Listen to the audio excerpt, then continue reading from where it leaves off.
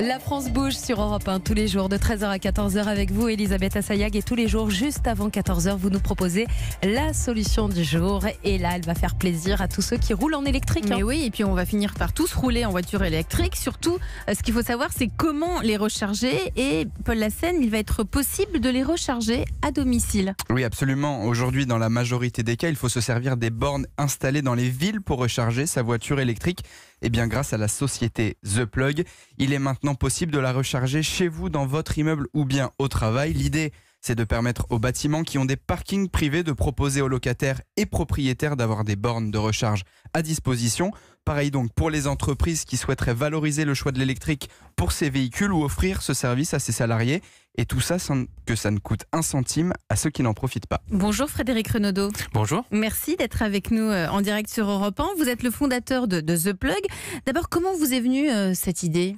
En fait, ça vient d'une expérience de client professionnel, parce que je travaillais dans le taxi et les chauffeurs de taxi devaient recharger des voitures électriques qu'on essayait alors, il y a de ça quelques années, il y a 4-5 ans, et ils habitaient dans des immeubles en copropriété et leur copropriété ne voulait pas qu'ils se branchent sur le compteur des parties communes de l'immeuble.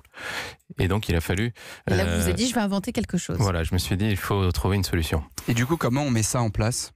Alors en fait, très simplement, il faut passer en assemblée générale, quand même, l'assemblée générale de copropriété. C'est pas gagné alors. En fait, l'intérêt de la solution, c'est justement qu'on ait voté à peu près à 90% des voix en moyenne en assemblée générale. Très souvent à l'unanimité. Pourquoi ? Parce que c'est une solution qui est sans coût pour la copropriété. Quand on n'a pas à payer, ça passe tout de suite mieux. Et en fait, il suffit donc de voter une convention, un peu comme les opérateurs câbles ou fibre optique. C'est vraiment un système qui est calqué en fait sur le modèle de la fibre, un système par abonnement. Mais c'est valable pour toutes les voitures ? Parce qu'il y a des prises différentes selon les véhicules. Alors maintenant, il y a heureusement un standard dans ce domaine, et toutes les voitures effectivement peuvent se raccorder sur nos bornes. Et justement, une fois que c'est passé en copropriété, qu'est-ce que vous faites derrière ? Vous venez installer les bornes ? Nous, en fait, ce qu'on fait, c'est que d'abord, on ouvre une alimentation électrique séparée de l'immeuble, qui est prise à notre nom, donc un nouveau compteur, en fait, électrique. Donc ça prend un petit peu de temps, parce qu'on le fait auprès du gestionnaire de réseau de distribution, Enedis. Et ensuite, on installe effectivement une infrastructure de recharge à nos frais, ce qui fait qu'il n'y a pas d'impact sur les charges de l'immeuble. Et ensuite, les utilisateurs qui le souhaitent s'abonnent au service. Et justement, ça coûte combien pour s'abonner à ce service ? Ça commence à partir de 19,90 € par mois, électricité incluse. Et ensuite, si on veut plus de puissance ou plus d'électricité dans le forfait, ce sont des forfaits vraiment comme dans les télécoms. À ce moment-là, on peut choisir une puissance jusqu'à 11 kW.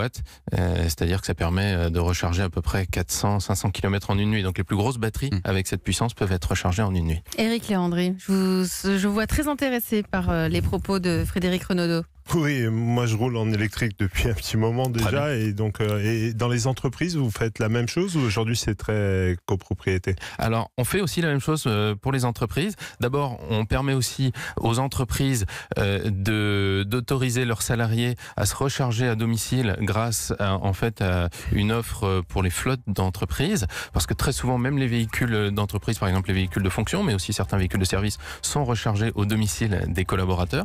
Donc il y a déjà ça. Et puis aussi... Et la taille du réseau que vous avez réussi à faire jusqu'à aujourd'hui, c'est quoi ? Aujourd'hui, on a plus de 500 copropriétés qui nous ont voté en assemblée générale. On a aussi installé à peu près 200 bornes justement auprès d'entreprises. Beaucoup de cash, donc résultat, vous êtes financé comment ? Alors on se finance Je sais, ça fait longtemps que j'avais pas fait. Non, mais on y va, on va terminer là-dessus. On se finance à la fois par des levées de fonds et aussi un système de leasing de nos infrastructures.